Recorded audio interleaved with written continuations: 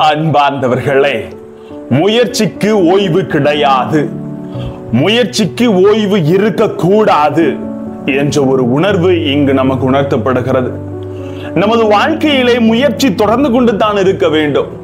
ஒரு குட்டையில் நீர் தேங்கி இருந்தால் அது எப்படி ஒரு நல்ல பலனை தராமல் இழந்து போய்விடுகிறது.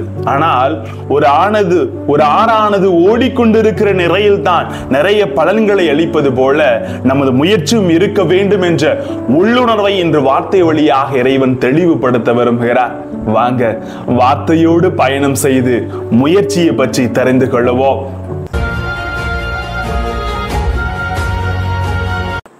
Praise the Lord. இயேசுவுக்கே புகழ், இயேசுவுக்கே நன்றி.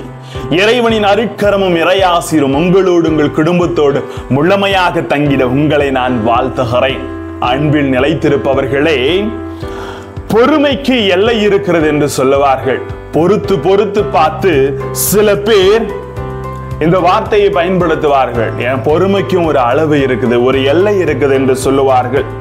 ஆனால் முயற்சிக்கு முடிவே இல்லை என்பது தான் ஒரு யதார்த்த உண்மையாக பார்க்கப்படுகிறது.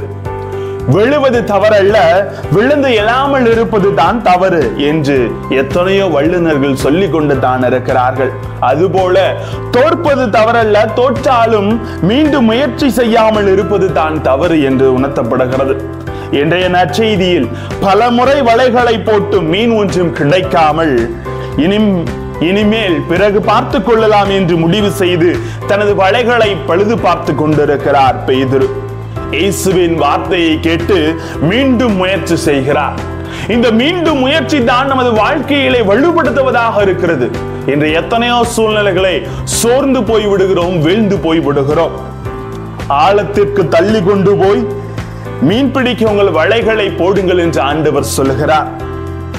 எங்கு கவலையோ கண்ணீரோ மயக்கமோ தயக்கமோ அங்கெல்லாம் நிச்சயமாக அருள்நாதர் இயேசு இருப்பார், தோன்றுகிறார் என்ற உணர்வு என்று உணர்த்தப்படுகிறது. அன்பார்ந்தவர்களே, யார் ஒருவர் கடவுள் என்னோடு இருக்கிறார் என்று நம்பி வாழ்கிறாரோ அவர் என்றுமே வெற்றி பாதையில் தான் நிலைநிறுத்திக் கொண்டிருக்கிறார் என்பதுதான் உண்மையாக பார்க்கப்படுகிறது. கடவுள் நம்மோடு இருக்கிறார். நாம் ஒருபோதும் முயற்சிக்கு ஓய்வு கொடுத்து விடாமல் தொடர்ந்து நமது வாழ்க்கை பயணத்தை செலுத்திக் கொண்டு தான் இருக்க வேண்டும். அன்பார்ந்தவர்களே, ஒரு சில உதாரணங்களை நான் திருவிவிலியத்திலிருந்து உங்களுக்கு சொல்ல விரும்புகிறேன். அன்று அரசனின் தவறான ஆணைக்கு தானியேல் கீழ்ப்படிய மறுத்ததால் சிங்க குகையுள் எறியப்பட்டார்.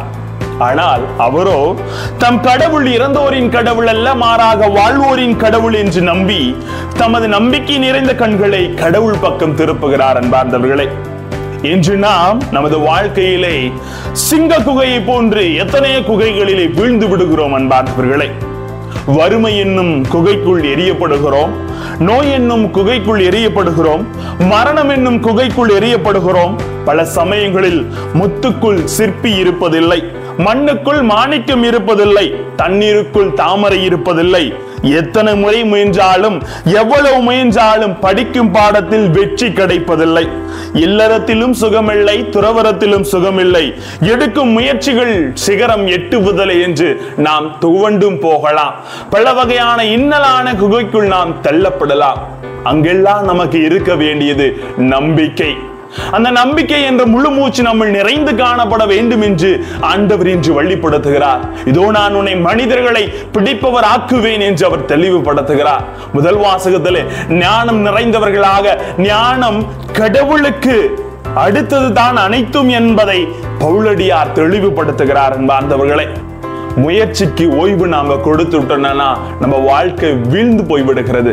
அந்த முயற்சிக்கு ஓய்வு கொடுக்காமல் நம்பிக்கை என்ற நங்கூரத்தை அந்த முயற்சியோடு சேர்த்து பிடிக்கின்ற பொழுதுதான் வாழ்க்கை வசந்தமாக மாற்றப்படுகிறது. அன்பார்ந்தவர்களே, மத்தேயு 11:28 சொல்லுவது போல, பெரும் சுமை சுமந்து சோர்ந்திருப்பவரே எல்லோரும் என்னிடம் வாருங்கள் என்று ஆண்டவர் அழைப்பது போல அவர் மீது நம்பிக்கை வைத்து நமது நம்பிக்கையுள்ள கண்களை நற்கருணை ஆண்டவர் பக்கம் திருப்பி வளமோடும் நலமோடும் வாழ இறைவன் அழைக்கு விடுக்கிறார். ஒரு குட்டையில தேங்கி போன வாழ்க்கையா நமது வாழ்க்கை இல்லாமல் ஆறு போன்று தொடர்ந்து நாம் ஓடிக்கொண்டிருக்கிற நிலையில் தான் வாழ்க்கை வசந்தமாகிறது. அன்பார்ந்தவர்களே, எனவே நமது வாழ்க்கைக்கு முயற்சிக்கு ஓய்வே இருக்கக்கூடாது என்ற நிலையிலே முயற்சித்துக் கொண்டே இருப்போம். இறையருள் என்றென்று நம்மோடு. ஜெபிப்போமா? அன்பு இறைவா, எங்கள் வாழ்க்கையிலே நீ பேதுருக்கு நம்பிக்கை அளித்து மிகப்பெரிய செல்வந்தனாக, இந்த மண்ணுலகளே விண்ணக செல்வந்தனாக பேதுருவை மாற்றியது போல நீர் எங்கள் வாழ்க்கையிலும் நம்பிக்கையை வித்திடுகிறீர். அந்த நம்பிக்கையை பற்றுறுதியோடு படித்துக் கொண்டு நாங்கள் முயற்சிக்கு ஓய்வு கொடுக்காமல் தொடர்ந்து பயணித்திட எங்களோடு தங்கும் ஆண்டவரே. Praise the Lord.